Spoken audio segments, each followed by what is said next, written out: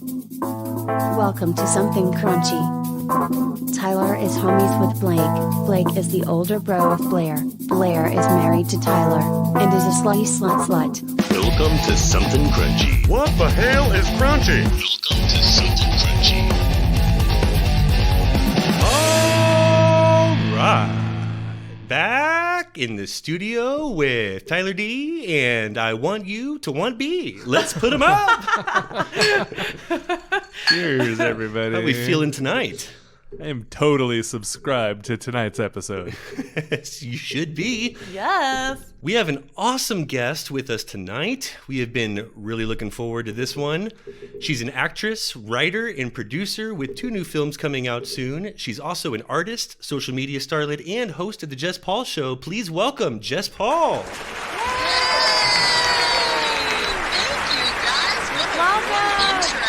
How are you, JP?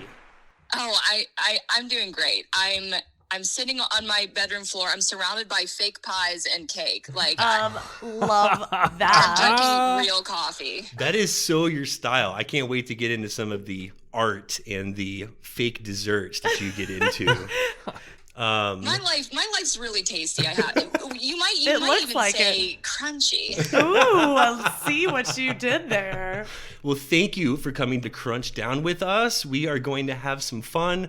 We're definitely fans of your show, and we will certainly be discussing it tonight, but we are eager to hear about both of these new projects that are coming out here soon. Jess, let's start with Fang, the horror film. Okay, audience. Everybody that has ears right now, I know that you're tired of listening about indie movies, people pimping their indie movies, but I got to tell you, these are pretty cool. These are going to be pretty cool movies once you hear about them. So we're talking about Fang right now, right? Yes. Yes. Okay. So Fang, bringing it with the horror. If you guys like psychological, drug-fueled, we can throw some psychedelic in there too, I guess. Oh, but kind of please. mind-bending, like transformative horror. Oh my god! Yeah, it's Speaking gonna my be Fang. language. Sold at drug fueled. Completely sold by drug fueled. Yeah, I like everything that you're saying It's now. accidental Psychological, drug-fueled, though. psychedelic. You were speaking my language. Yeah. Keep going. Yeah. So Fang is this story about protagonist Billy, okay? And he has a shit life, basically. Are we swear a lot on this show, right? Oh, yeah. Yeah. Oh, Yeah. yes. Feel free. Okay. So he's really representative of those kinds of, those lost and invisible people in society. It actually, I mean, I'm not going to speak badly on any city, but we did film this in Chicago, and we did have an actual crack house right across the street from the set. Wow. Okay. Like, Gonna need some more legit. details like, we're about told this. not to go outside. It was just a really bad area, but We're painting it a actually picture matched. It matched like the character's surroundings very specifically, and you kind of find out that Billy is this loner, not on purpose, but he's also very poor, and he's living with a mother that is just spiraling into Parkinson's fueled dementia. Wow. Or Oh maybe, my yeah, God. I Deep. mean, due to Parkinson's, sometimes, especially 5th stage, which is what the character of Gina had, she is forgetting things, she's mixing things up, and she thinks that she's still back in her heyday as like a Southern beauty pageant queen. And so it gets a little murky. Billy meets my character eventually. My character's name was Myra. She's a doll. She's very what's the word? She literally doesn't know what she steps into when it starts kind of getting into the nitty-gritty of both of the people in the house losing their minds. But I get to be kind of the straight man and everything that's also very naive and has no idea how to treat these people. And so as the story goes on, and Billy is self-medicating himself with some pills that Myra is trying to so naively help him with, he starts to hallucinate. He starts to kind of overdose. And at some point, and am I sure if I even know, like, what is the reality of the situation or not? Because for Billy, at least, it gets so real and so, gruelingly scary that I don't even know by the end if we all know what exactly is happening. So it's a fun ride, guys, and it's beautiful. I mean, what I keep telling people is just go to the Facebook page and just scroll down and look at the monitor shots. Like there's no special effects on these because I haven't even seen those yet, but just the stuff that the director took on his phone of the monitor on the day is so gorgeous. The lighting by Jason, our DP, Jason Kranick, it was just, it's the kind of movies that I imagine myself growing up to be in one day. Well, that's and I'm like amazing. looking at it. Yeah, I know. Congrats. So I think you And on answered. an indie budget. No, that is awesome. I think you answered my next question. So you have not seen the final cut yet. You have not seen the film. I know it's not coming out till the beginning of the year. Okay, Yeah, so that's exciting. That's the opposite of Galatea. I've seen Galatea so many times. When it comes to Galatea, I've watched the color correction so many times that I put a podcast over the audio so I'm listening to something crunchy while I'm watching myself just have my own breakdown in the movie. Yeah. No, okay, so yeah, let's move on to Galatea. This one you signed on as a producer as well as being the lead actress, correct? Yes, which is really how I like it. I'm sure you do. Yeah. Tell us about Galatea. This one I have seen the trailer for. This looks awesome. This looks we have really a cool. tiny little teaser, you guys. Like it's literally just one shot that we put to a little bit of music, but it really does drive home. Well, not even drive home. It introduces some of the very specific aspects to our story, like this color scheme, this mystery, because even the only two characters that were in the teaser are just, I wear that yellow hat the entire movie. It's kind of like a cartoon, like the way that I think about it. Like, did you guys ever see, Scott Pilgrim versus the World? Yeah, definitely. for sure. So that's one of our like spiritual, I mean, we of course, as a collective crew have many, references and inferences. Yes. Yeah. And that I say would be a big one because we really treated this movie with a basis of like everybody in this movie, so many great performances that are grounded in reality and kind of modern acting, but the world that surrounds it, kind of the colors, the situations, this sci-fi that my director made up, but it so creepily is coming to life in the real world. Oh, I can tell you guys about that. It's so much fun. And that's exactly how I like it, when you pair something that you can actually believe in with a world that you can't find in your regular life, which is this AI, fully functioning brain in a computer. And then, you're looking at, you're watching it on the screen. You're listening to her. It's a whole character. Oh my gosh. So the guy in the helmet, he also wears that helmet almost the entire movie. And I almost wear the hat the entire movie. We do kind of take them off near the climax of the film. Oh, spoiler alert.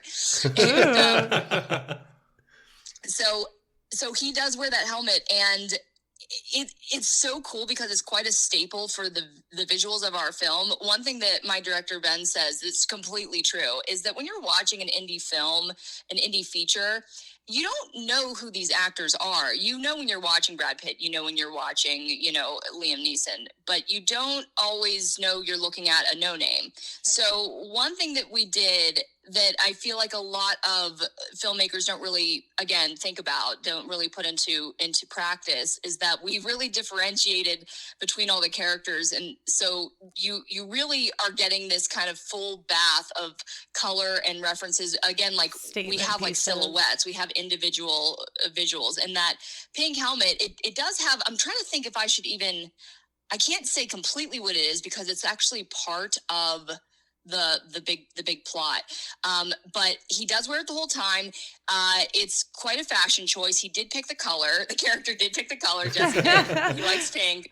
And I can say it's really important to him from his childhood. And through the whole movie, they're like, who the fuck is this guy with the pink helmet? But it's important. And especially for him, like you kind of learn that a little bit early, that like it's just like it's kind of his thing, but then you kind of learn exactly why he's wearing it towards the climax of the film.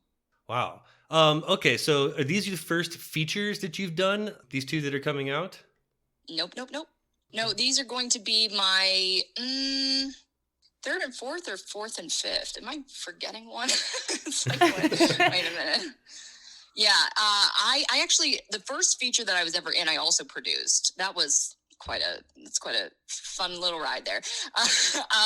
It was called Brew House, and it actually just came out on DVD. So if you ever want to see my first attempt at producing a horror movie, I do. You know, and I'll say, I don't like to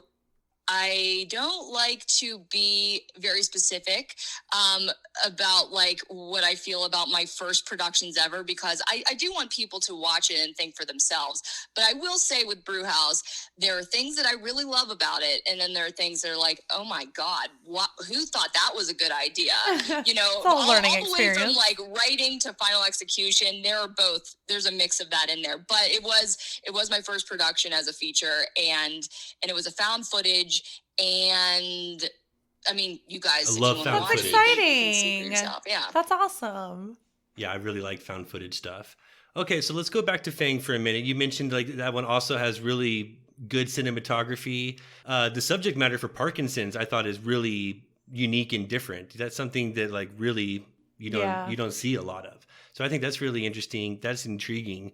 From what I understand, based on reading it, there's a rat involved, and that's where Fang comes from. I didn't even say that yet. What am I doing? I was being so vague about. You're being like, a little coy with the plot. I was creeping you guys into it. I was just giving you a little bit of a time. Give us those deets. Little rat crumbs. So yeah, okay. So the main hallucination that Billy is having when, again, he's trying to self-medicate himself so that he can finally go to sleep, because Gina, his mother, is screaming in the night because she's, she's also, having her own problems over there in the next room. Yeah. So he believes that he's turning into a rat after he's gotten bitten in his bedroom or in the bathroom somewhere. I forget where the guy got bit, but yeah, he believes now, kind of, because when I first started talking to Richard, the director, I looked at the poster and he told me vaguely what it was, and I'm like, Spider-Man? So are you saying like he got bitten, now he has superpowers? And so Richard's like, no, not superpowers. Definitely not superpowers. Kind of the opposite of superpowers. Yeah, it sounds darker than that. He thinks he has superpowers. Yeah. He's really guys. Not at all. It gets so dark, and it's really cool because as an actor, you sometimes. Like, this wasn't a lot, this movie, but sometimes you're acting with something that's not there. So I can't wait to watch some of the things that are spliced in that I couldn't necessarily see. Oh, I'm sure. There's a lot of practicals. Like, there's practical effects. We did a lot of makeup, but that I could see, but there were a couple things that is just going to be a surprise to me when I watch it in the theater. Yeah, that's awesome. Being an indie film, obviously work practical more than VFX. There are going to be some VFX, but it was more like camera placement that they were like kind of splicing back and forth, and like an actor had to leave, so I had to react to something that wasn't there, like at the very end. Like, that's what I'm thinking. I'm like, I actually have an image in my mind of me like standing in a doorway screaming, but I don't know. I wasn't seeing anything. So, but from what I've heard, it's pretty gruesome. So which genre of film do you enjoy more, sci-fi or horror? I have to say that I'm a pretty big horror buff. I could talk a lot about the kind of horror I like, but I don't know if the kind of horror I like is everybody's cup of tea. Well, now we're going to need to know. Do tell. My question. Okay, yeah. you guys, obviously we're going to need to know. Our audience is big horror fans. We're big horror fans. We just dedicated the whole month of if I tell October you to guys, horror. you have to promise to tell me some of your guiltiest pleasure horror, okay? Done. Oh, yeah, sure. Easy. No problem. Done. Okay. So I love found footage, and I really mean that. Like I know you said, was it Blake? Did you say that you loved found footage as well?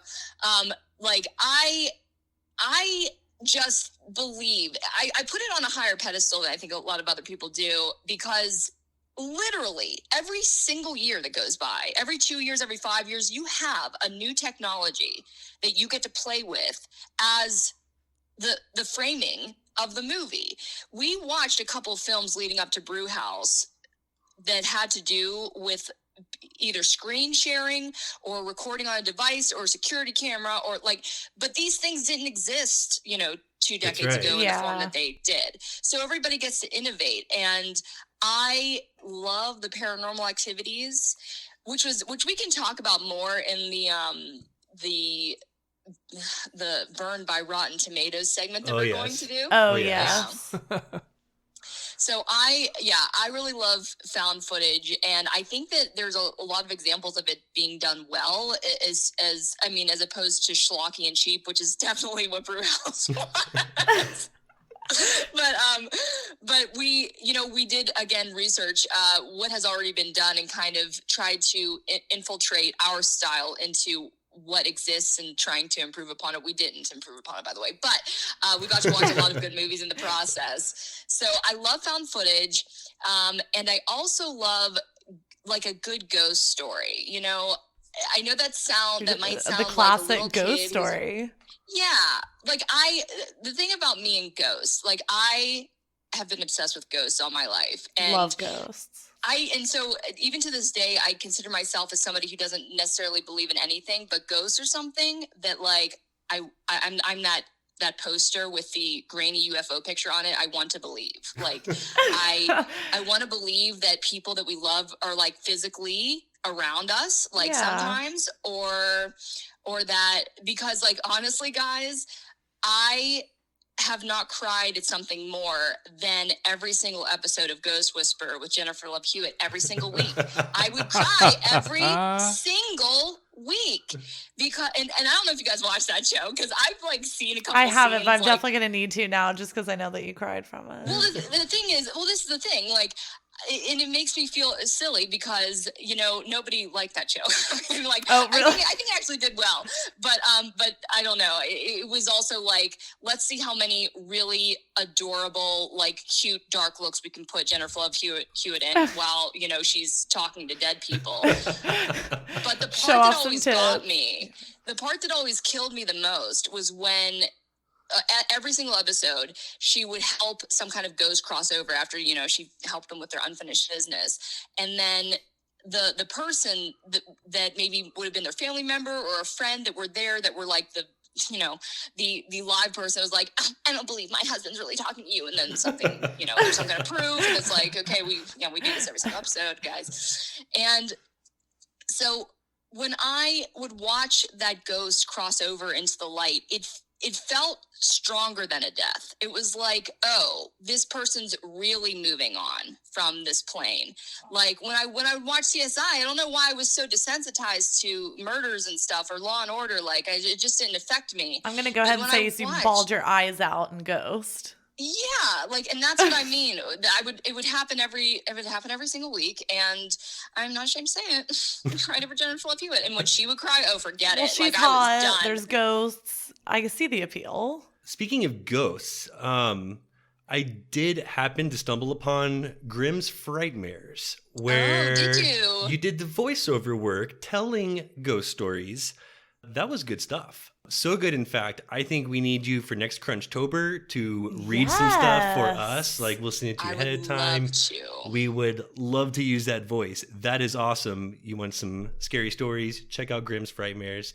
I also need to go back and address the found footage stuff, because I do completely agree. And I like that you address the technology angle of it. And I completely see what you're talking, and can think of lots of examples where, I mean, like the Unfriended and the new one that came out, where it's like specifically about the Zoom calls, Searching, I think it was, where guy lost his daughter. But you could even go back. I hate to use Blair Witch Project as an example. That was what started it all. But it's what started. It was like the OG. Okay, so here's what I had to say about that, and here's it's like tied to the technology. You have some knowledge on me? I am. Well, I'm just going to agree with you and use it as an example, because that was not the first found footage film. I want to hear it. Yeah, but it was the first found footage film that tied itself to the internet, and they created a website. And they used that to lead everyone to believe it was real. In the trailer, they directed people to the website. And so you get a glimpse of all of that before you even go see the movie. So you really are thinking it's real. And they used like that little extra push of the technology available to make you believe. So like that's good example. like that angle. Yes, voiceover work. Gonna need you back for that. Let's talk about some of the shorts. Oh, okay. Oh, yes. Like, you can't sleep on the shorts. You know, that is like perfect for the millennial attention span. I agree. And like YouTube, it's, you know, that's where it's at. And you have some award-winning shorts under your belt. And they really do show off your chops for the art, I must say. Immaculate Reception, that was really good. And that did well at the festivals, am I right? Yeah. That was my Sundance film. That's the thing that literally my friend wrote an entire character, named her Jess. The problem with this story is that we weren't this close of friends, but he wrote this script and then he called her Jess, and all she did the whole time was flip her hair and say, "You guys, I went to Sundance. I know everything." But yeah, like for a long time, when somebody would like ask me like, what have you been in? And I would say like, I went to Sundance. Like, I was in a Sundance film. And that would be, you're making me do this right now. Because the thing is, whenever an indie actor, like their biggest thing is a short, it's like, I know for a fact you haven't seen the movie I'm about to tell you that I was in. So I just go, I was in a Sundance film, so.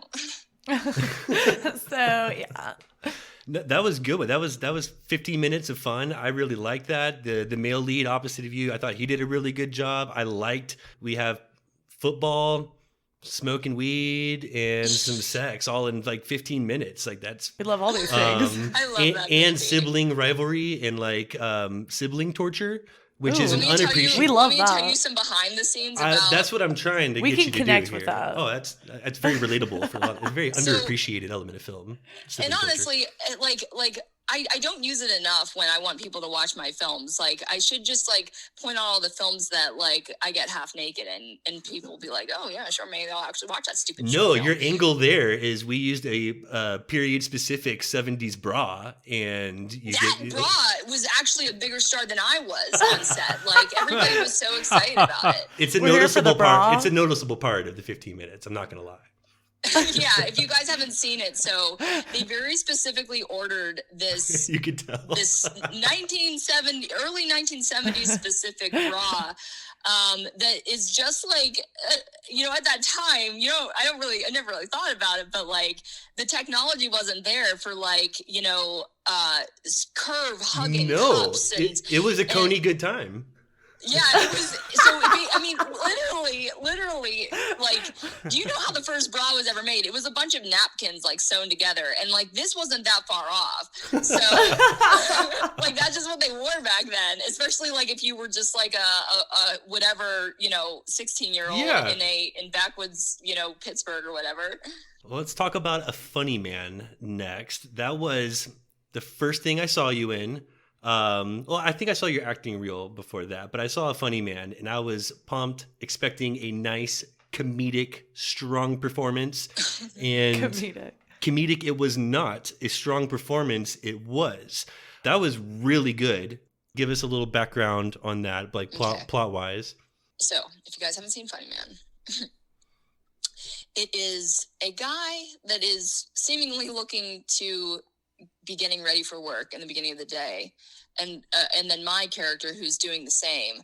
I burn my eggs. He is making sure to set the perimeter of his garage so that he could fill his garage with exhaust and kill himself. So before he does that, he gets on the phone while he's sitting in the front seat to call the suicide hotline, which is something that he had done many times before, and they put him on hold. Oh my God! Which is what? yeah. Which I think is that a thing? I don't think you can put him on hold. There's no way you can be like, what? Hold that thought. Actually, I'll be right back. No.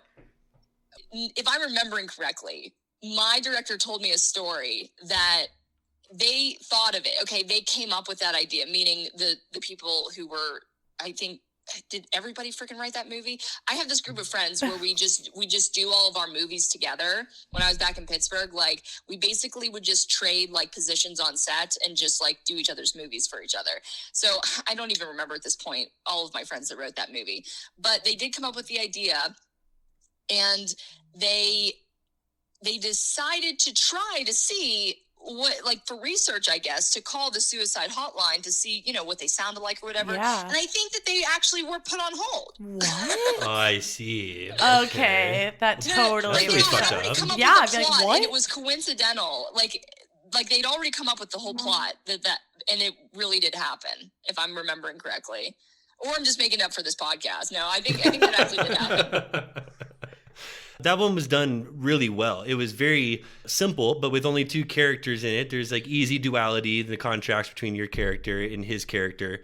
Wait, I have to say that kind of punchline. So I end up getting on the phone with him, and that happens because I call his phone in a run-of-the-mill, marketing spam call. Sales attempt. And I'm selling life insurance.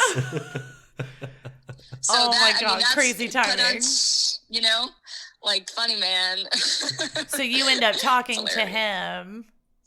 Yeah, and possibly you're not talking him off the ledge. That one is actually a mystery what happens at the end. I need to see the. It is You a mystery. really do. Yeah. I was left with the impression that you talked him off of the ledge. And I'm again, like tearing up already. that's a short, and it starts off very uncomfortable to watch as a viewer. And in a very quick time, it kind of evolves into something that's a lot easier to digest and a lot easier to watch. And I think your character is what provided that. Almost like not necessarily a comic relief, but definitely like a lighter side to contrast his like trying to end things. Tragic Yeah, moment. I really do appreciate that. I mean, you as an actor, like not even talking as an actor producer, because I do get to have a lot of control over the things I do sometimes. But as an actor, one thing that I think that a lot of beginners don't consider when they're getting into the industry and they're getting onto their first films is they take anything that they can, which is fine. Like that's kind of how you do it. You have to start somewhere. But as you develop, you think about your catalog as part of your career. Like Right. You can't do that so much in retrospect until it actually is in retrospect a little bit. And you can try to, pick out your best parts, and then maybe also like what kind of actor you want to be or what kind of roles you actually want to take if you had the choice. And I gotta say, I'm so proud and feel so lucky that I was handed some of the amazing material and direction that I've been given in the past few years, because I started doing this acting in indie film when I was 22 years old, right out of college, and I'm 30 now. So I've only been doing, I mean, it's going to be a fraction of my life, but it's Still, it's no, that's a lot of experience. not a long time. And I'm just astounded by some of the things that are created, and I feel so lucky that I was presented with them. I love the direction you're taking us into, and let's bring your show into it, because you go into a lot of detail on your show on like the equipment that you use. You address a lot of questions about those looking to get into acting. There's even an episode that you did on just improving one's acting reel, which is really cool. I'm curious what advice you might have for those looking to, make their own shorts, maybe from like a DIY standpoint, just like the first place you would start. It's so funny because I've had another thing that I'm really grateful for is that I've been given opportunities to again teach, and maybe I guess it's because I'm already doing it, so it makes sense. But I'm constantly telling people what to do. I think really that's the key, that I love telling people what to do. So Complete control. I get it.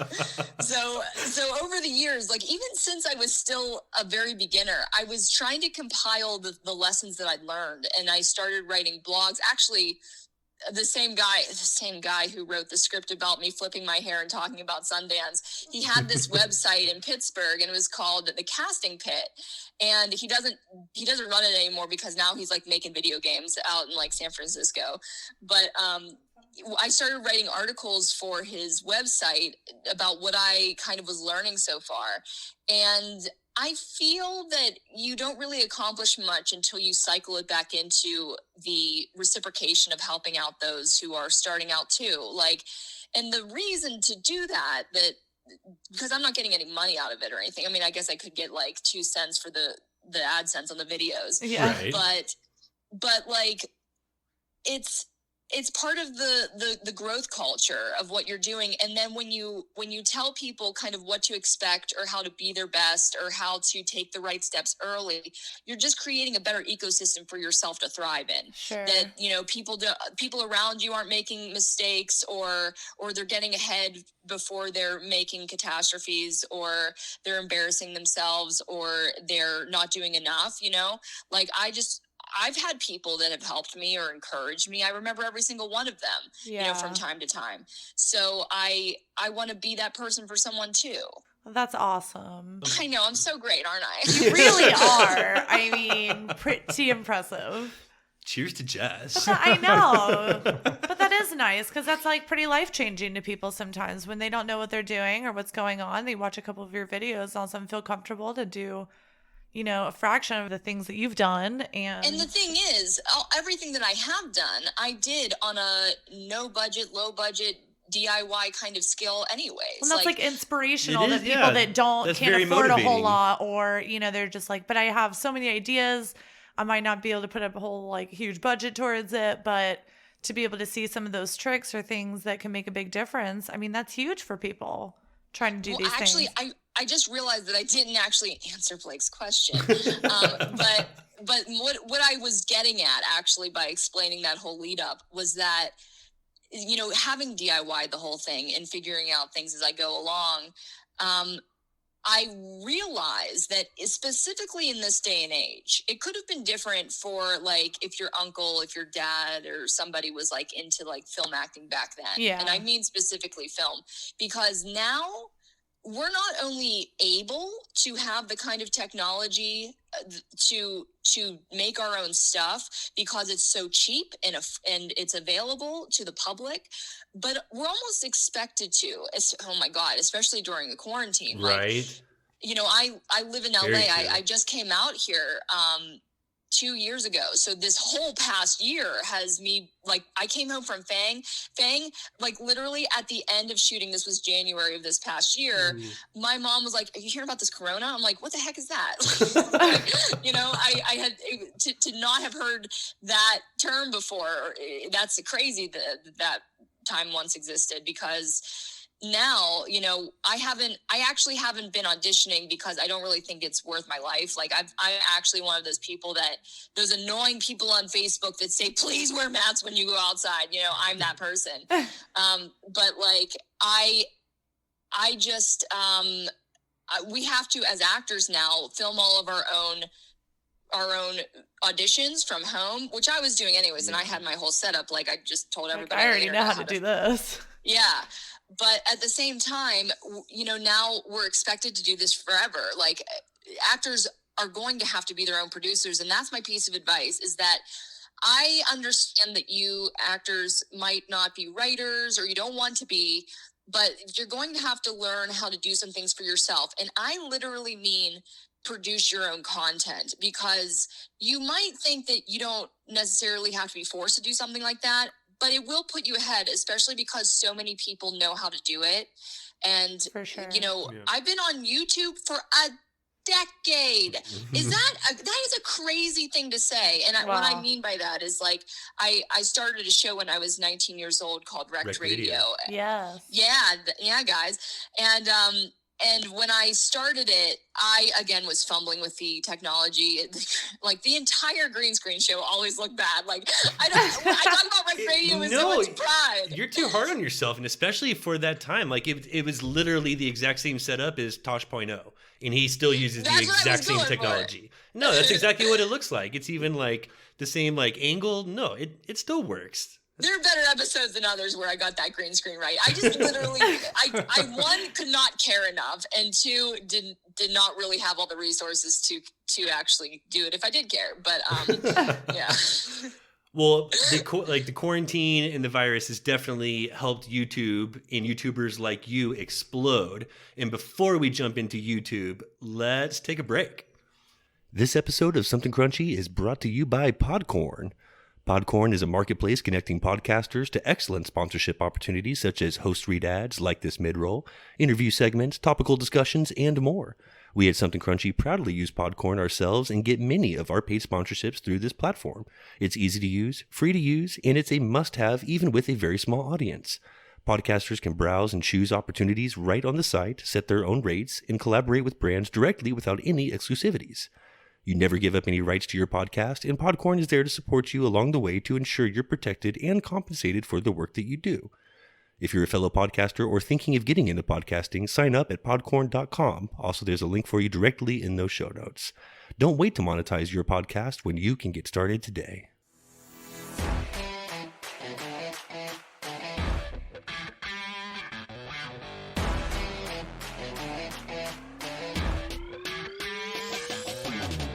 Hey guys, thanks for listening to Something Crunchy, and I hope you're enjoying the episode. It now pays to crunch down every week because we're hooking you up with big discounts from big brands.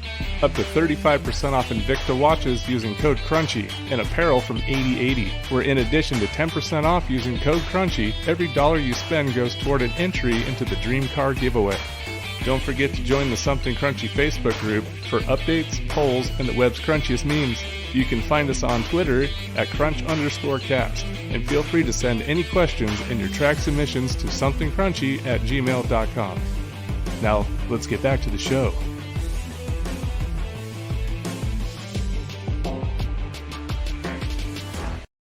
All right, this is Something Crunchy. This mule is kicking my ass, and this is Jess Paul. Hey!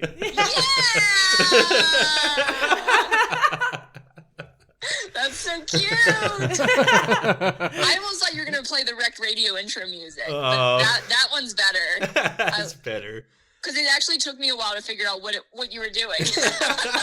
Like, all right. Is he doing it? This sounds sounds familiar. So, with a big YouTuber among us, we have to do some new YouTube rabbit holes.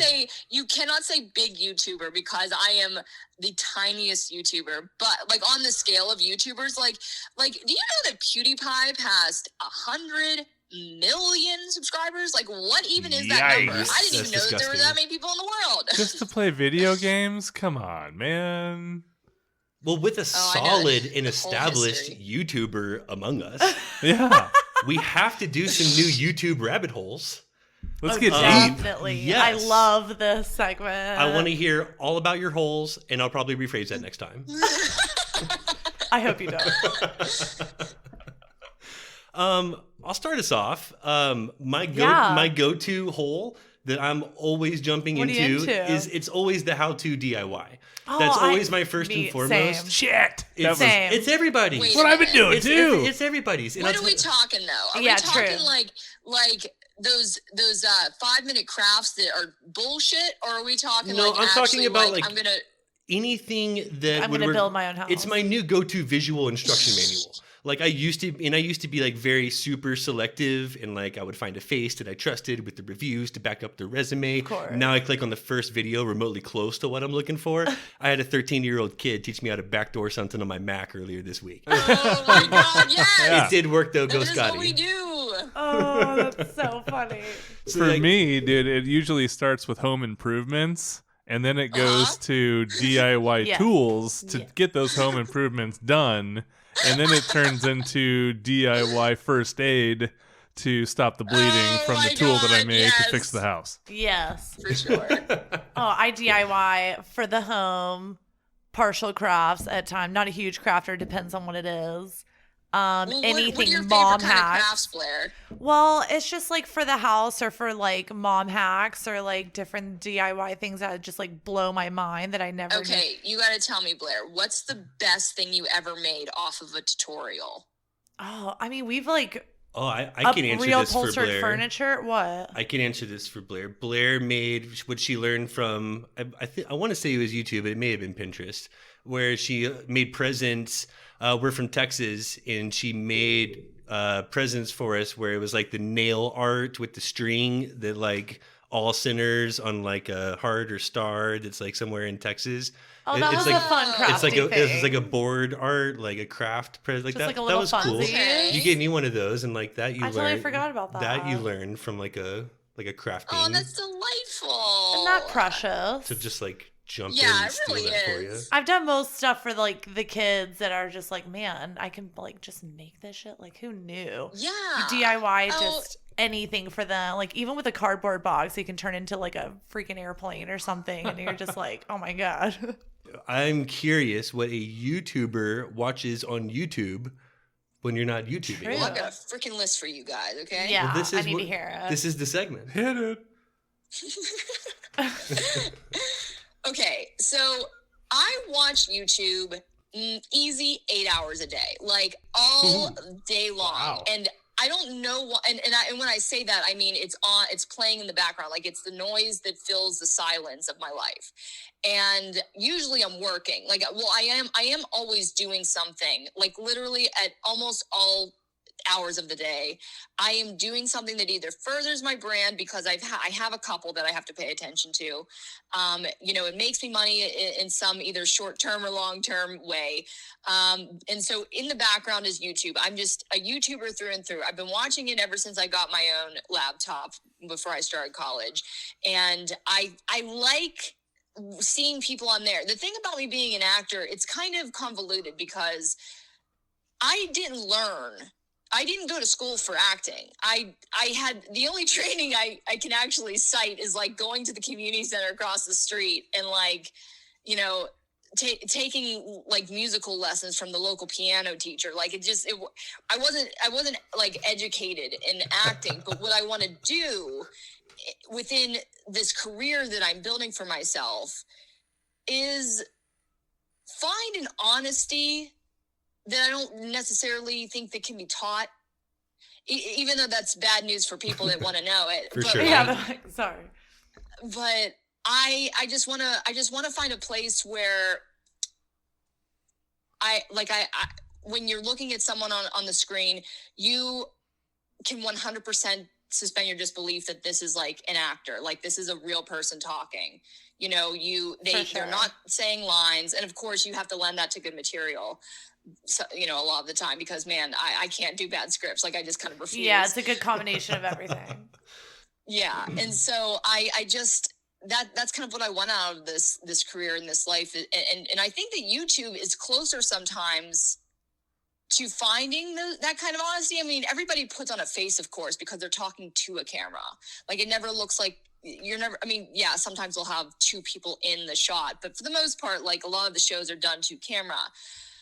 But in doing it so much and for so many years, it's made me feel comfortable with the idea of just being in the room with a camera and playing across from it. I recently have been watching videos of Jodie Foster. Okay. Because specifically talking about Silence of the Lambs, because why was I watching? This is my rabbit hole. It's like, wait a minute. Why was I watching Jodie Foster? I don't remember how I got to Jodie Foster. No, see, that's on my list. That's how they get you, like rabbit documentaries holes. and behind the scenes stuff. Like, that's totally like I on definitely my get list. into some behind the scenes type stuff. Director's cuts. Another one that I constantly watch on YouTube is just music and comedy in general. Definitely. I still tube a lot of tunes. I like a lot of random shows. I'm into the drum cadences and just some weird shit. And obviously, I watch a lot of stand-up. You'd think I'd be watching good stand-up to better my craft and learn something. How do you know if it's good stand-up until you hear the punchlines? Well, so you could just tell, and you just like by the name and like the views, you could just tell. And subject line, like, I mean, you'd think I'd be watching the good stuff to better my craft and learn something, but I seek out the really bad stand-up, like people bombing and getting booed off stage. Oh, it makes me so uncomfortable to watch. Why do you like watching that, though, Blake? I can't. It's motivating in a weird way, Yeah. and it's also way more entertaining. Oh, you're right about that, I guess. I can't. Blair, I don't know, actually. It does hurt. Like, I know why Blair's going like, oh, you can't, like, because it's just so... It feels so bad to watch somebody really get embarrassed in real life. I don't like that. It's like seeing somebody fall and hurt themselves. Like, it just like, it hurts me. Now you're just stealing from my list, okay? Yeah. Fails, like, again, people bombing on stage, stunts gone wrong, injuries, low lights. I do like seeing piece injuries of shit. after. I'm a piece of shit. I'm sorry. Do you like watching it happen? Because I like seeing the broken bone after it happens. See, like I'll get deep into some medical shit. Like, so you're like into the doctor aftermath side of it. I like the aftermath. That's another rabbit hole, the medical shit. Like, Tyler, I know you too. Like, we get super deep into that. Oh yeah. Tyler, what else is on your rabbit hole list? Well, it starts with the best of MMA fights for me because they have a. Of course, that would be on YouTube. I never even thought to look. Yeah. Because That shit's pay-per-view. Yeah, it's expensive. So I wait for it gets on YouTube. the week later when it starts MMA the best up. But then that usually turns into like the best street fights and some World Star, some shit like that. And then that turns into like bully That's beatdown. what World Star is? I never knew why people said that. Yeah, that's like street fights. Like if you see a street fight and you get it on camera, you yell World Star and you post it up on there. That's what that means. I feel like I've seen so many videos that are like World Star. I thought that was for something cool that happens. I thought it was a record company. It is all of the above now, but it's Really? it's because people would film street fights and then yell World Star and post it on worldstarhiphop.com. Oh, well, that's pretty brilliant. Oh. The more you know. And then that turns into like bully beatdowns, like high school bullies getting the shit kicked out of them in high school. Ooh. Yeah, I know. I haven't found those rabbit holes. And that's what's so amazing about YouTube is that there are so many pathways to go down that there might be entire genres of content where there are multiple stars. There are thousands upon millions of subscribers. That you just don't even know exist. Never heard of. Absolutely, until you get like digging in deep. Like I will get deep into certain makeup videos, but I like more of like we talked about like behind the scenes of movies, like V. Neil. Obviously, we watched Face Off. Oh yeah. So I mean, I love Face Off. I like started following V. Neil on Instagram and watching like different YouTube videos of all these transformations and some of the coolest shit I've ever seen. Just characters coming to life that just like owner of Optic Nerve magazine, Patrick. We binge watched that shit for like really 5 did. seasons I went in a hard row. on It's that. super bingeable. Face Off. You know, it's funny. There was a point in my life where I always said, I don't watch reality TV. And then I realized I don't watch what you think of when you say reality TV, like The Bachelor or like the Kardashians. Like I don't watch any of that, but I love watching artists duke it out in some kind of forced competition. Yes. We watch like knives, crafting, competition, and, like, competition is probably shows. a subgenre of reality. Making glass. But it's very different than just like the reality genre. I totally agree, Jess. Yeah. And it's fascinating. I watch Ink Master like all day too. Like that's on YouTube. I've gotten deep into Ink Master. I was like, okay, I'll watch half of an episode. Like, I mean, I have like a tattoo, like 1.5. Yeah, I was just gonna ask, who has tats in the room? We all do. All the above. I don't. I have none. And yet, like, blank slate. We have so much respect for the genre, like the art form of tattooing. Like, and I will watch it, and I know all of like the stars' names and everything, and I follow all their art and their Instas. They are so good. I mean, it's so impressive to see what some of them do. Ink Master is like just creating anything is amazing to watch. And you know, people put down a lot of. Let me defend the reality show competition here for a second.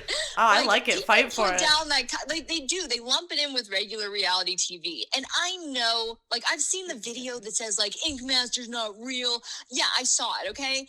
Now, we don't have to live by the book. They will make things seem a little bit more suspenseful for the edit. It's a TV show. Yeah. And so, because I heard like, oh, they actually get a lot more time, or there's actually no time limit at all, maybe like, sometimes. Get over that. That's like small It's never what it seems like on TV, and we've discussed it on the show. TV. This is speaking from someone who has been on a reality TV show. Blake has been on. I had some 15 minutes of fame on some reality TV. Have you heard about this? No. JP? I was on MTV's Next. The dating show. Next, as in, oh my God, wait a minute. Do you remember Next? Is that everybody used to hang out on the bus? Somebody said Next. It's as awful as you think. Correct. Oh but my God, I didn't sign up for it. I didn't try for it. That's like I'm really, really, really, really sorry to say this, Blake, but that's like the worst. No. First of all, First of all, you're right. It's the absolute worst. Second of all, let me defend myself because I had no affiliation with it. I worked as a bartender at a hotel, and the hotel had a contract with MTV. MTV's all producer crew, camera crew, all these people were there. That is pretty cool. They were there to film Room Raiders, Date Your Mom. Yes, Viacom, they come here all the time to film stuff. And they would always, like, they used the parking lot, they used sets, they used the hotel for different things. And they always tried to get me on. They tried to talk me into it and this and that because I was feeding them drinks every time after they were done and in between. So I was really cool with them. And they always tried to get me to do it. I never said I would. And then one time, like, someone dropped out and they were like in a real bind and they came to me like, seriously, they already went to my boss first and was like, no, really? We need this guy. We need you to still be paying him as if he doesn't have the day off. And we're also going to pay him to work for it. So they already had me. So I did it as a favor. And yes, they film it all 5 different ways and then air the most entertaining one. And it was terrible. It came out bad. I'm ashamed of myself. Like they film different outcomes and then they choose whichever one's like most exciting. Yeah, they film every different outcome where you end up with the different girl. That's how they typically do it, and I watched them do it several times. But with us, they only did 3, and they used the first one. And that's why she hot. 3 of the 5 girls on there, were not single. We're not single. Yeah. Yes. I actually was on a dating show too. You were? Tell us about it. It was really cute, actually. I liked it. It was I did it. It was one of the 2 things I did while I was here in Los Angeles, as far as like big neat things go. It wasn't even that big, but it was on Delish, the YouTube channel Delish. Yeah. Familiar. I follow Delish. Oh, sure. Oh, yeah. Yeah. And so they had a little web-based, cooking/dating show. And I was really excited about the cooking part because I cook every single meal that I eat. Like I buy produce and meat and that's how I eat. What's that like? Part of my rabbit. That's actually part of my rabbit hole. I'm not missing the restaurants. Like I don't even notice because it's like I have eggs at home. I can make an omelet. Okay. So, but anyways, so I actually went in because in LA, like if you want the scoop on how what happens when you come to LA and you become an actor, you try to find an agent, which I have 2 actually. They don't know about each other, but like they exist. But then also when you're really starting out, and don't worry, none of my agents will hear this. I'm positive of that because they don't pay attention to me. But when you start out here, you're basically just reading the casting calls on a couple different big database websites, and you're going to them. And it's a cattle call of sometimes thousands of people, of my same gender, age, availability. They apply to this one job. So it's almost impossible. Like the idea of getting something is really rare. So I submitted for what sounded like kind of a fun little gig, and it was this cooking show. Again, I like cooking, and dating show. I'm like, that sounds kind of funny. I think that because what you're doing is you're cooking a meal for your date, and it's a blind taste test. They don't know who cooked it, and they pick the date. Ooh. Interesting. Yeah. Oh, I like it's called Date My Plate. Okay. Oh my god. I actually wore the same shirt that I'm wearing right now as I sit and talk to you guys. I'm into it. You sat there and told me how horrible it was to be on MTV's Next, the powerful dating show that you've seen, the popular show from the early 2000s. Wait a minute, but mine involved some kind of talent. That's what I'm. Blake used a lot of talent to decide which date to go on. I hate how much she guys, spoiler alert, debated, smashed it, lawyered right there, lawyered. You're right about that. Spoiler alert, guys! I won the dating show, by the way. Whoa, really? She won. Well, that's all. See, that's even better. See, I was the asshole that had to pick and next, and you actually competed and won. Well, that's cool. Yeah. So, and the thing is, it was really cute because the only reason that I applied and thought that I would get a chance was because they're looking for LGBT specific people, and I'm bi, and it doesn't really mean anything, but I was like, well, I guess I'm in there. My letter's in there, so no, for sure. That's cool. And so I went on to it, and they asked me, like, the interview went well. Like, I ate a weed cookie before I left and just chatted with, the guy who was talking to me, and it was fine. Like, cause I knew it just had to be an interview if it was like just a little reality show. So I'm like, okay, let's go talk about all the food I like to eat, and had a good chat and got picked, but it didn't matter because I was cooking for a guy, and then my competition was also a guy, and that's where the LGBT came into place. Cause the guy that would have been picking the dishes, he was bi. So I see. yeah, I the see. combination. Well, that's yeah. interesting, So they were trying to though. branch out on the show because I think they, did all straight people. Are like, come on, it's like that's 2020, nice then. 2019, yeah. And so honestly, it was a fun day. It was like yeah, it was I'm just, sure I different fun cooked, opportunity. And the thing, it was so great. Like, I pwned that show because I only cook like that. Like, I forget things are on the stove all the time. I don't wash my hands between the bacon and like the vegetables. Like, and it was great because I did all of those things on the show. So it was very, very fun to watch. That is cute. I'm glad that we have that in common. Well, we steered a little bit from our YouTube rabbit holes. But so let's move on. We went down our own rabbit hole. Yes, we went down our own rabbit hole. You're not getting out of here without talking about some movies, even though we've established that you're more of a YouTube watcher. You jumped all over a segment that we discussed about doing in the future. We waited to do it with you. Let's talk about Big Love, Low Ratings, which is movies that we love with a crappy Rotten Tomatoes score. Horribly horrible reviewed. critic scores. This makes me so sad. Some of these are really sad. Like I have a handful here. I'll start us off again just because I like doing that. Yeah. I'll use any excuse to bring up Pauly Shore. And I saw him there low on the list a couple times. Yeah, definitely. I love Pauly Shore. Of course we do. I still love Pauly Shore. And his movies were so poorly rated. Like Son-in-Law, arguably his best work. Tyler, would you agree? Son-in-Law is... It's up there, top two. Top two. 1, 2. It's either that or Encino Man. One has 21%, the other 15%. What do you like about Pauly Shore, man? You gotta break it down. My mom was asking me that very thing the other day, and we were watching Guest House, his new flick. Shameless plug for Pauly's new flick, Guest House. Available on a small screen near you. Straight to stream. What I love about Pauly is his 90s West Coast flair that just in my point of my adolescence, that was what I aspired to be? No, not at all. Not at all. No. It was actually like my counterpart. Like it was just he should be in the Mount Rushmore of 90s comedy, up there with like a Chris Farley and he definitely Jim had Carrey, his own place for the reason that category. he changed the way people talked.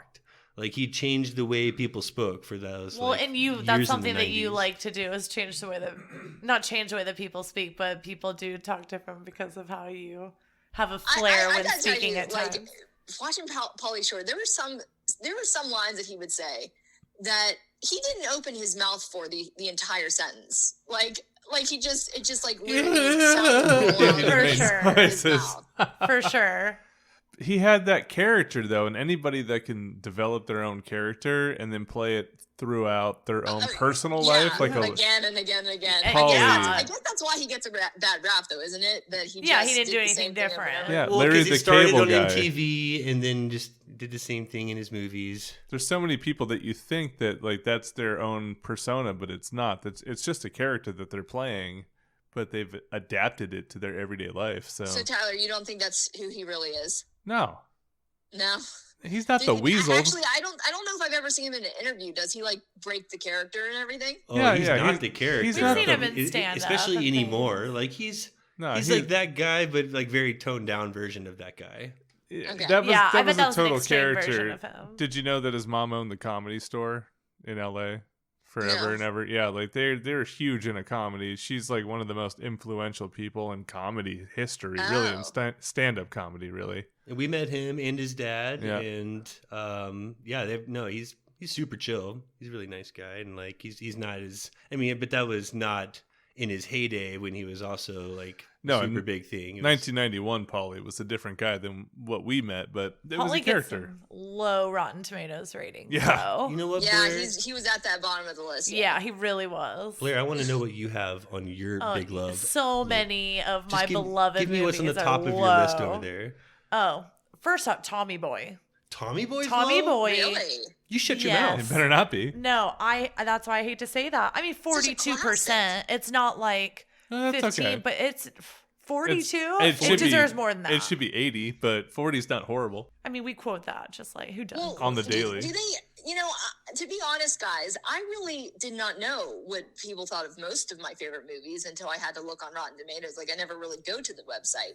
And do they say what the general like consensus is? Yeah, they against say why- they say like a critic's consensus, and then they kind of take like I think like a What did you find on yeah. yours? What were you looking for that you were saddened to see it got a low rating? Well, okay. Wait, let me get my other sticky note.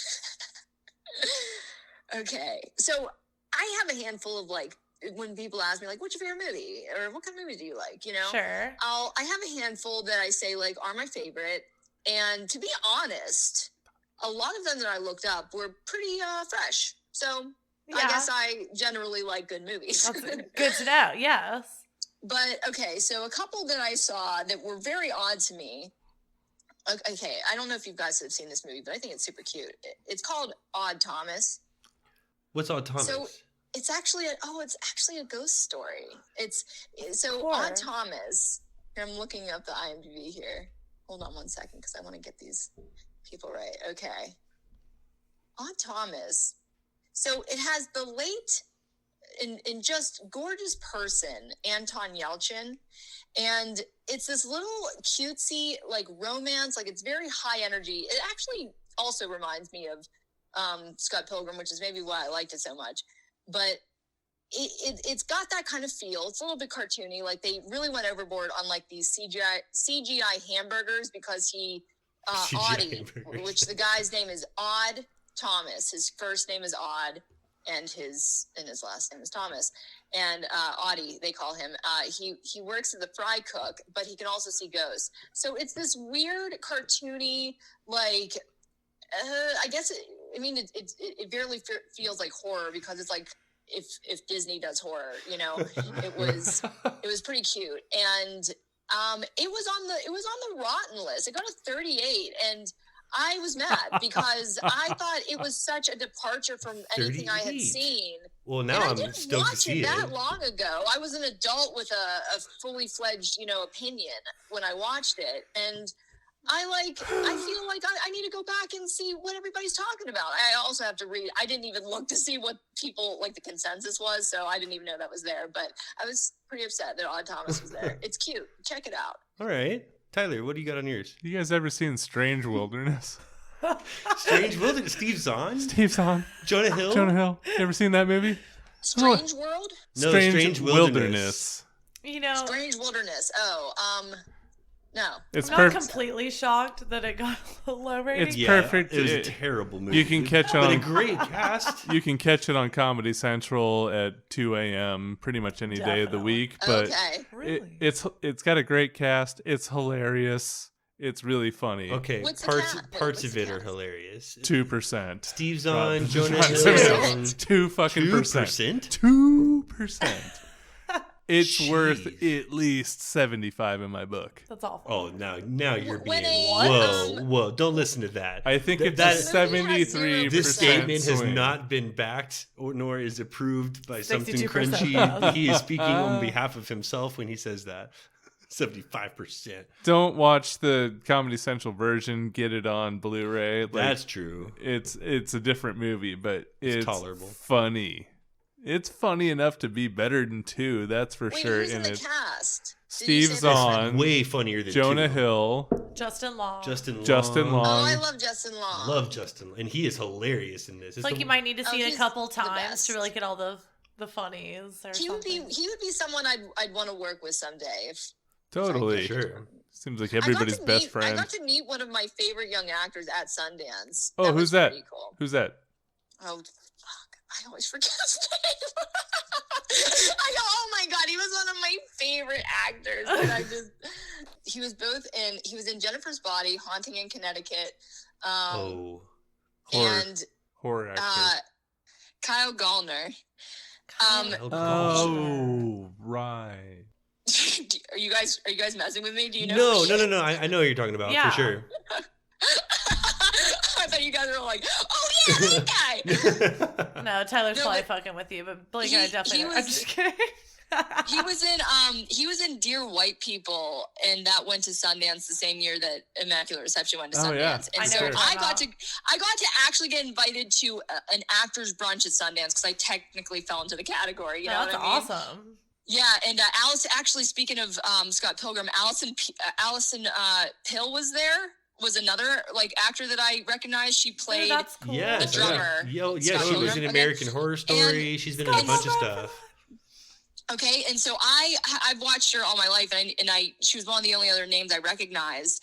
And I'm standing in line, and I'm to the brunch to get food, and there's this girl just chatting away with the girl in front of me. In fact, she stepped into line to talk to the girl in front of me specifically, and she's chatting away.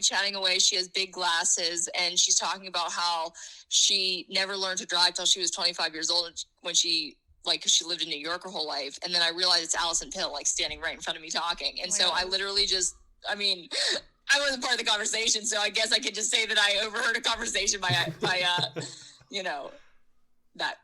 actress. But yeah. And I also I did go up to Kyle, and he was sitting there, and he was there as kind of you could he was an attraction, his name was on the ticket, that you could talk to them. And so I got to say how much I liked Haunting in Connecticut, because I really did I also met the producer on Facebook, I think, one of the producers, just within friending people and talking to them, of Haunting in Connecticut. And a lot of people don't like that movie. Actually, I don't actually know what it got on Rotten Tomatoes. That would have been one I should have looked up, because I think that did pretty well. I think a lot of people Do you think it did? Yeah, probably. I thought a lot of people had problems with the kind of really pushing the CGI of the ghost or something like that. Because I thought it was fantastic. And the reason I thought it was fantastic was because Kyle was driving it with the drama of the actual story. It wasn't only being scared by these ghosts, it was him being so sick because his character had cancer, and he thought he was falling into delusions, and you could just kind of see the sickness in his face. An actor can look sad or scared or whatever, but to actually be convinced that they're just so sick. Yeah. He just did it so well. And so I didn't say that much detail to him, but I did say that I thought it would be great. They probably got better than a 2% for sure. Strange Wilderness did. I can beat that. That. I could beat that, and it's relatable to both, because she went horror, and you went 2%. Cabin Fever got 0%. Shut up.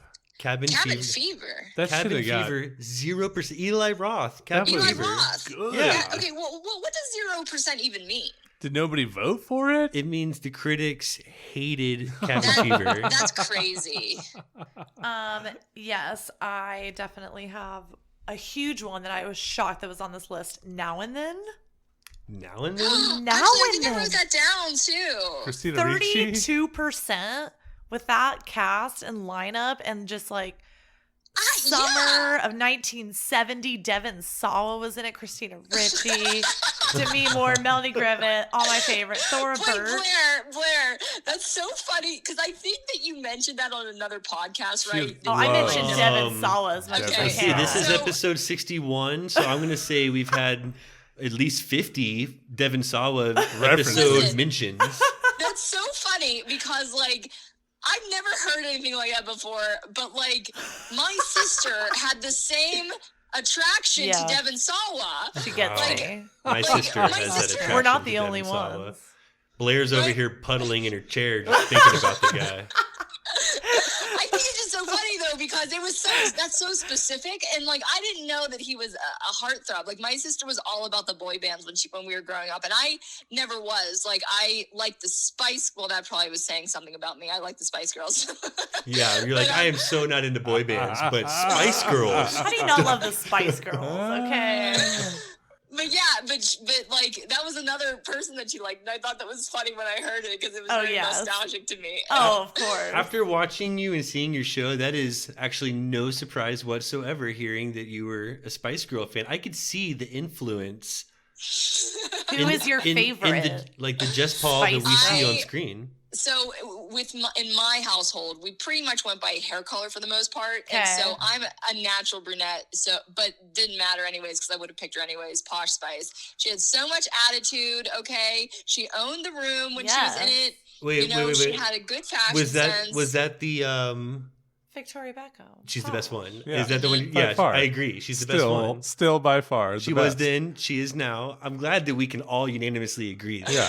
Everybody wanted to be Posh Spice. Please. Yep.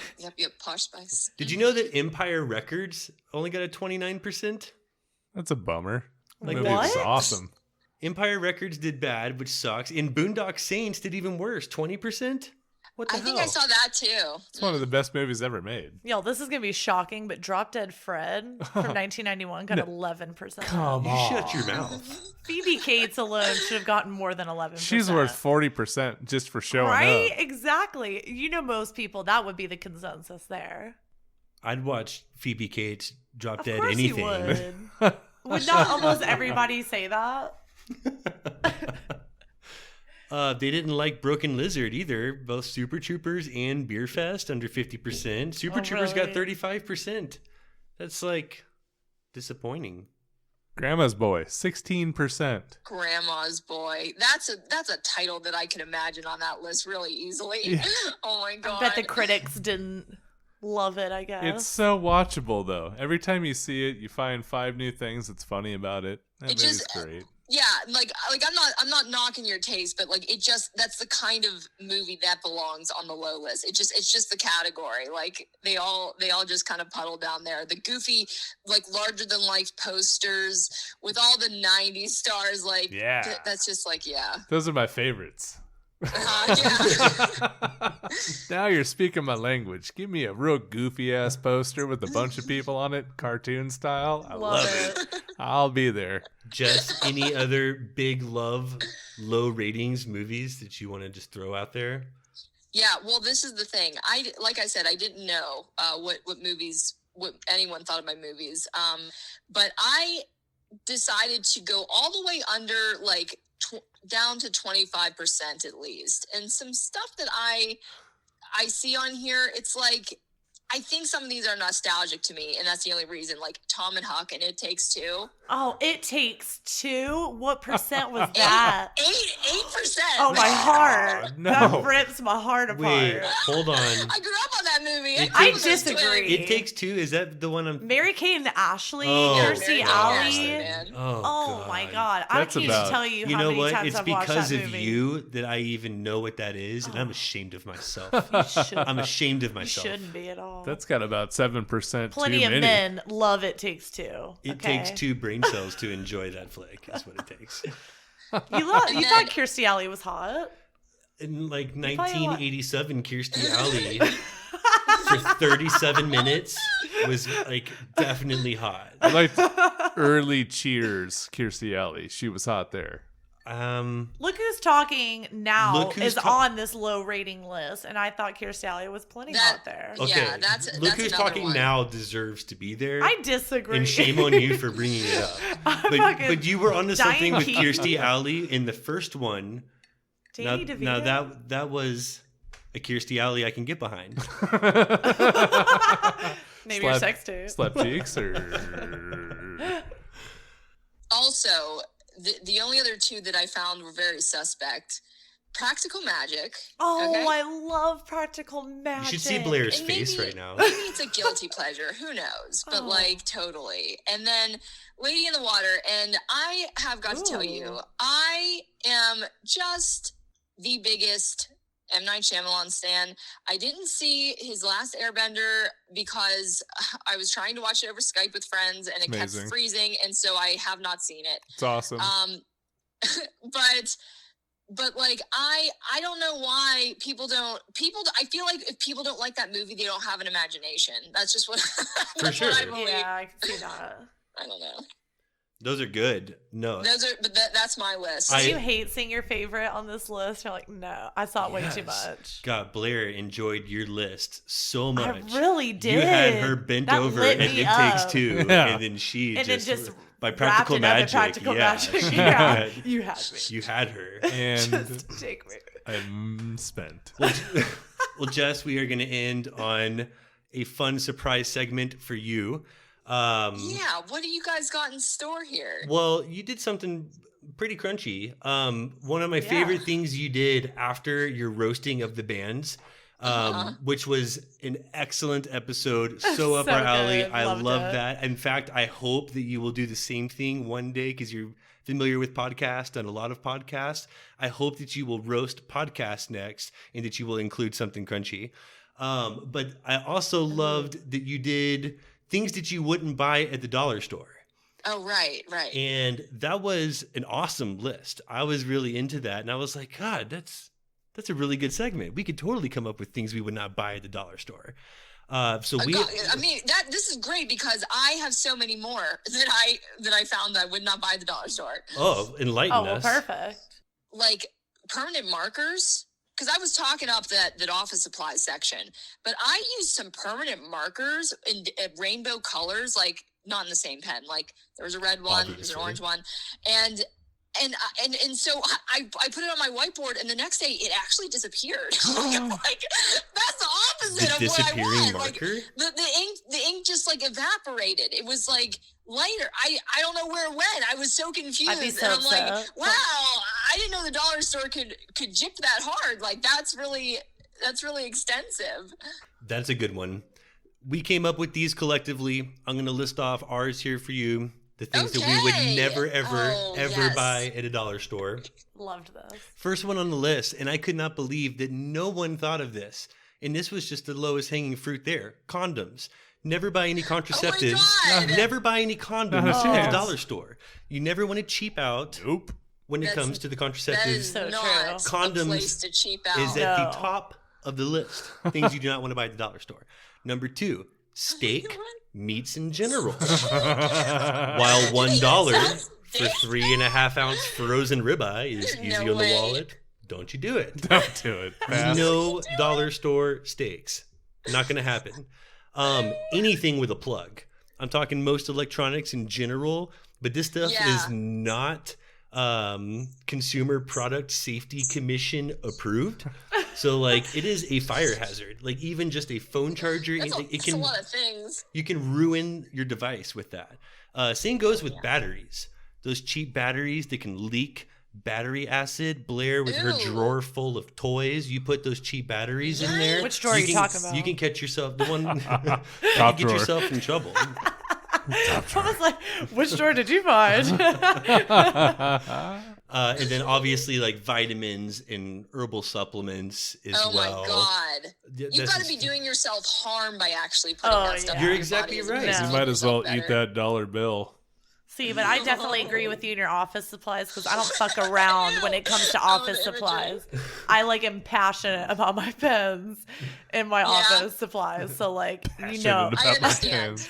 My notebooks got to be good. Yeah, you don't want to cheap out on No, I have rethought of a couple of the statements I made because I found some stuff that I feel like I might have talked up a little more than I should have, and then I got home and the marker ink disappeared, and so obviously like, well, I don't have those ideas anymore. Yeah. Let's move on to our track of the week. Tonight we got a good one, and the artist is a friend of the show. If you are in the Bay Area, you likely already know this man. For everyone else, this is Cap with Bora Bora.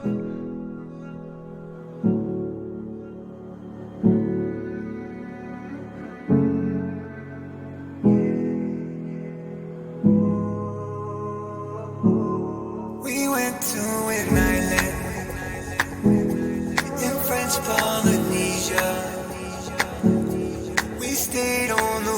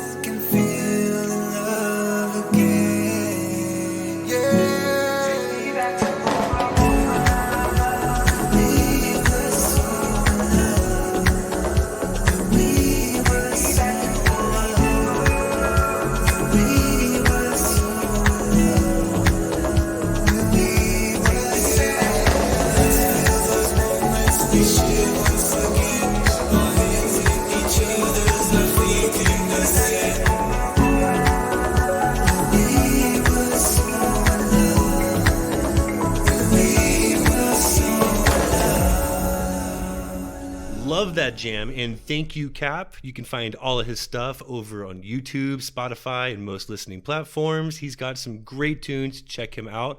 Also, do yourself a favor and follow Jess Paul. She's got a couple IG pages. This is Jess Paul and Jess Paul Art, where you can see her artwork, the ones that you'll want to eat. And definitely subscribe to the Jess Paul Show on YouTube. It is YouTube Gold, and every episode is fun to watch. Be on the lookout for both Fang and Galatea coming out soon, but you don't have to wait to see some JP. You can learn all about Jess and watch her award-winning shorts on jesspaul.net.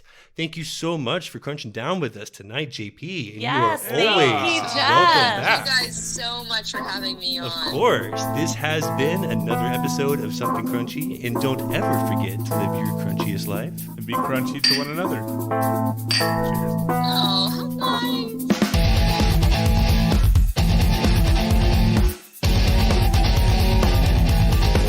Please don't forget to subscribe, like, follow, and all that crunchy good shit. Thank you for listening. Shameless plug for Polly's new flick, Guest House. Available on a small screen near you. I want to hear all about your holes, and I'll probably rephrase that next time. I hope you don't.